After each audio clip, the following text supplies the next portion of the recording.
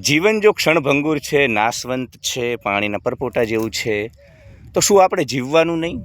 આપણે સોગ્યું ડાચું લઈને આખો દિવસ ગામમાં ફરવાનું? શેરડીના ચૂસાઈ ગયેલા સાંઠા જેવું રસકસ વિનાનું થઈ જવાનું?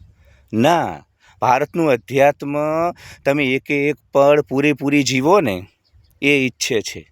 પરમાત્માએ આ બગીચો આપણા માટે સજાવ્યો છે. આ બગીચાના બધા જ સુખ, પત્નીનું સુખ, પ્રેમીનું સુખ, પ્રિયતમાનું સુખ, બધા જ ભોગવવાના છે.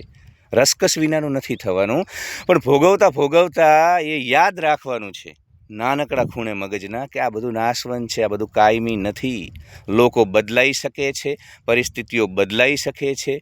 જે આ સુખોનું હું ભોગ કરું છું ને, એક બધા કાયમ એવા નથી રહેવાના.